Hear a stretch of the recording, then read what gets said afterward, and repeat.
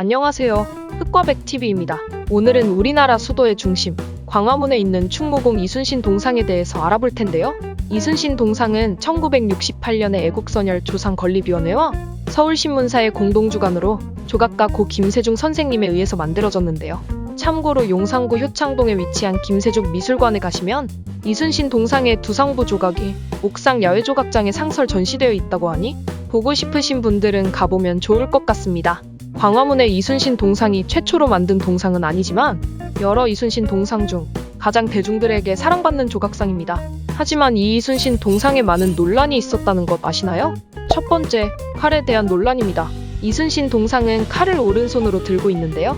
이는 제작 당시 참고했다는 2단 김은호의 충무공 영정과 다르기도 하고 보통 칼을 뽑아 들고 사용하기 위해서는 반대쪽에 쥐고 있기 때문에 이순신 장군이 왼손잡이가 아니냐는 논란이 있었습니다.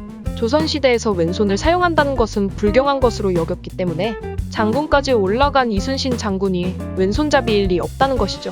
또한 보물 326호로 지정되어 있는 충무공 장검은 실제 2m가 넘고 날이 곡률이 있는 것에 비해 이순신 동상의 칼은 길이가 짧고 곡률이 거의 없는 직선적인 일본도와 비슷한 형태를 하고 있기 때문에 조선 칼의 형태를 하고 있지 않다는 것이죠. 김세중 작가 측은 이 점에 대해 그건 전쟁 상황에서의 모습이고 이순신 동상의 컨셉은 전쟁을 승리로 이끈 장군의 위풍당당함을 보여주기 위함이었다. 오른손으로 칼을 쥐고 있는 건 승리에 대한 상징적인 의미이고 이순신 장군의 위엄을 더욱 부각시키기 위해 칼을 잡게 표현했다고 합니다. 두 번째로 복장에 대한 논란입니다. 이순신 동상의 갑옷은 어깨 부분이 나눠져 있는데요. 이런 갑옷의 형태는 중국식 갑옷으로 실제 조선의 장군들이 입었던 갑옷은 두루마기식으로 되어 있는 일체형 갑옷으로 어깨 부분이 나눠져 있지 않았다고 합니다. 이러한 이유 때문에 복장에 대한 점도 보증을 제대로 하지 않았다는 논란이 있었습니다. 세 번째로 북에 대한 논란입니다. 지금처럼 무전기나 별도의 송수신기가 존재하지 않던 조선시대에서는 장수가 부대를 효율적으로 지휘하기 위해 독전고, 즉 북을 사용했었는데요. 전시 상황에서 언제든지 사용할 수 있도록 항상 세워져 있어야 했었다고 합니다. 북이 누워있다는 것은 패전했을 경우에나 보여질 수 있는 모습이기 때문에 백전백승, 이순신 장군의 북을 굳이 왜 눕혀놓았냐는 논란도 있었습니다.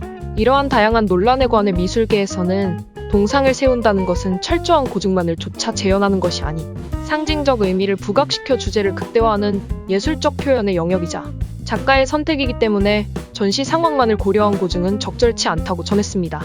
이렇듯 이순신 동상은 일본과 중국에 색이 덧입혀져 있다는 등 여러 가지 논란으로 인해 동상을 다시 세우겠다는 계획도 있었지만 결국 무산되었고 그 모습 그대로 54년이나 지나게 됐는데요.